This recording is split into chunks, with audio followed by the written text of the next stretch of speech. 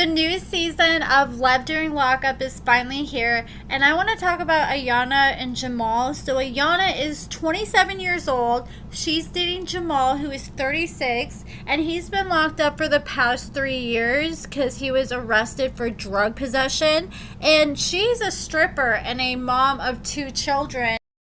A lot of these couples that we see on this show, they've never met in person or they didn't meet before they went to prison. And her story's a little bit different though, because Ayonna met Jamal before he went to prison because he was dating her best friend of years, and she was actually their roommate. And Jamal said he always kind of had a thing for Ayonna, but he couldn't do anything with her because he was dating her best friend.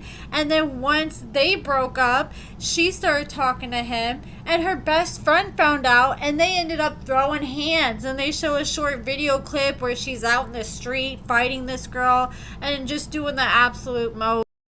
There's almost 8 billion people, and out of all the people you could have got with, you just had to get with your best friend's ex. It's like, where does your loyalty stand?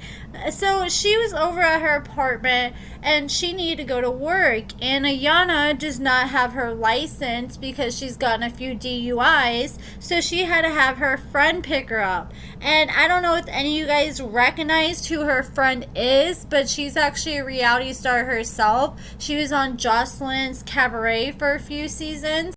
That's Jocelyn Hernandez, her show on Zeus, where it's kind of like a show where girls come and they dance and do these shows with Jocelyn and compete to be picked to be in her cabaret. And she is working back at the strip club now since being on that show and working with Ayonna. And Ayonna gets to the strip club and she's talking to her girlfriends about how she can't wait to quit stripping. And what I'm confused is, it said she was 27 in the bio, like when their names first popped up. But she said, girl, I said I was going to quit stripping when I was 21. I'm 3 years over now. Which would be her referencing that she's 24 years old, but it said she was 27, so I was a little confused by that. But she's talking about how she wants to quit. She wants to get out of the game. She can't wait till her man gets out. Ayonna said she makes about $600 a day dancing. And she revealed that she currently has a public defender in her second DUI case, and her public defender ended up calling her while she was talking to her friends. But what I'm wondering, if you're making $600 a day, why on earth are you using a public defender? She could hire a lawyer and she could potentially get one of those DUIs dropped down to a reckless driving charge, which is a lot less serious. And so she ends up getting a call from the public defender, like I said, and the public defender was like, okay, so what's going on? And she explained that she was driving high from smoking weed. She got pulled over, and they found out that she had been smoking some weed, and they ended up arresting her and charging her with a DUI. And this is the second time this has happened. I'm pretty sure she's one DUI from having a felony DUI, and then she's possibly looking at a minimum of 1 year in prison. The public defender tells Ayonna that they've pretty much done everything they can do for her in her case, and with this being her second DUI, she has to serve some jail time. And they said it's a minimum of 15 days. When I was looking it up, it said 10 days, and anywhere from a minimum of 10 days to a max of 1 year. And Ayonna started freaking out because she's the sole provider of her 2 children, and if she's locked up, she can't talk to her man because inmates are not allowed to talk to each other. That's another reason why she needs a lawyer, because if she only gets the minimum 15 days, she could have a lawyer try to negotiate that and just have her come in on the weekends, and then until it adds up to 15 days.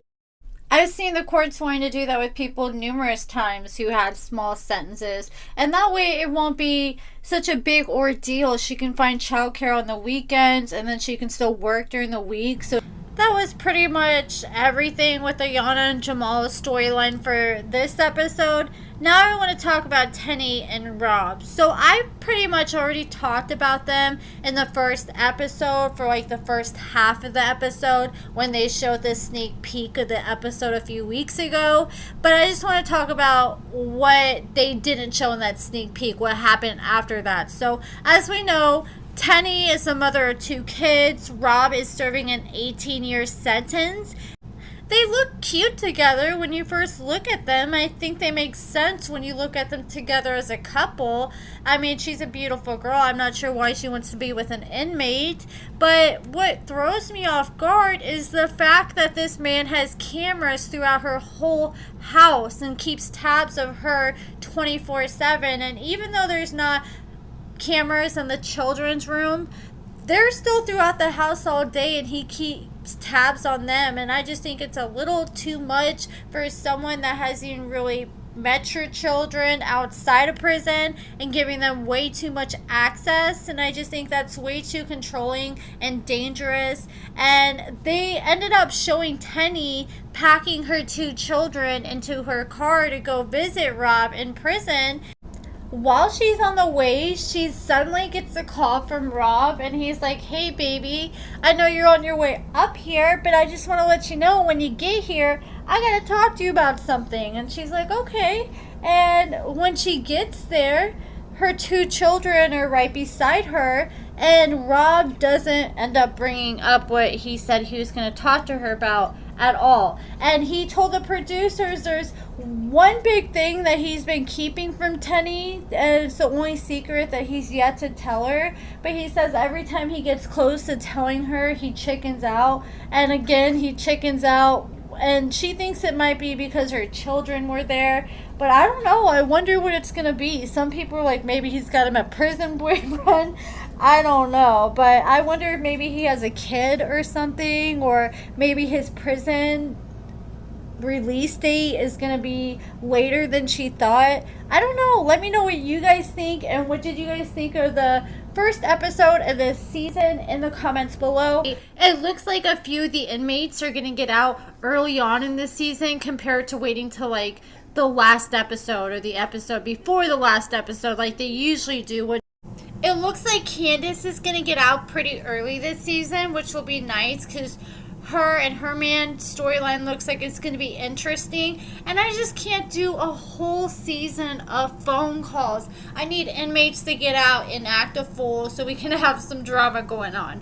But that is it for this video, guys. Let me know what you guys think about everything in the comments below. Check out my lashes and cosmetics at AccordingtoAmber.com. Give this video a thumbs up, subscribe, and thank you so much for watching.